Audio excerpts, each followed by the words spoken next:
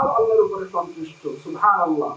দেখেন কি mutual trust, কি মিউচুয়াল মেলবন্ধন সৃষ্টিকর্তার সাথে আর বান্দার মাঝে, বাইনাল আবদি ওয়াল খালিক। আপনার আমার মধ্যেও কিন্তু ওটা হয়, কিন্তু আমরা ফিল করি না। এই আয়াতের মাধ্যমে আল্লাহ বলছেন ইসলাম দিয়ে আমি তোমার উপরে খুশি, আর আপনিও বলছেন আল্লাহ ইসলাম পেয়ে আমিও তোমার উপরে খুশি। আল্লাহু আকবার। আর কি চান বলেন ভাই? কেউ যদি আল্লাহ রাব্বুল আলামিনের খুশির উপরে মরতে পারে, এর থেকে বেশি কিছু লাগে? আর কিতাবের মধ্যে এসেছে বিখ্যাত আরবি কওল, মান ওয়াজাদাল্লাহ ফামাযা ফাকাদ ওয়া মান ফাকাদাল্লাহ ফামাযা ওয়াজাদ। যে ব্যক্তি আল্লাহকে পেল তার তো হারানোর কিছু নাই, আর যে ব্যক্তি আল্লাহকে হারালো তার তো পাওয়ার কিছু নাই। আছে? প্রিয় ভাইরা, এজন্য আমাদের সব কিছু বেসমেন্ট থাকতে হবে আল্লাহ কেন্দ্রিক।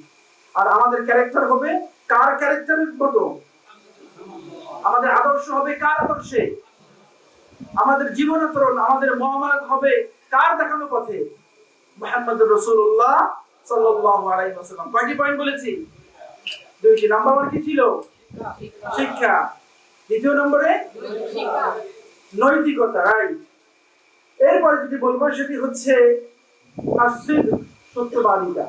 এটি হচ্ছে আমাদের নবী সাল্লাল্লাহু আলাইহি ওয়াসাল্লামের সিরাতের রিফ্লেকশনের অন্যতম একটি জায়গা, সত্যবাদিতা।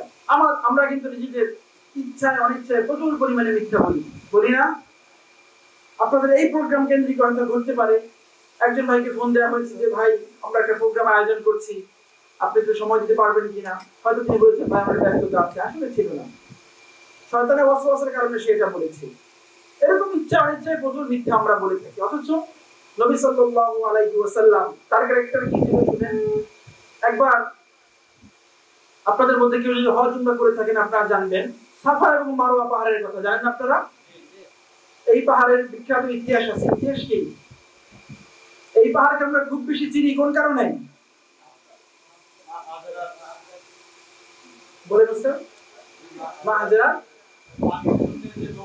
হ্যাঁ, এই পাহাড়, দুই পাহাড়ের মধ্যবর্তী জায়গায় আম্মা জান হাজেরা আলাইহিস সালাতু ওয়াস সালাম তিনি তার সন্তান নবী ইসমাঈলের জন্য পানির অন্বেষণে 7 বার তিনি দৌড়াদৌড়ি করেছিলেন।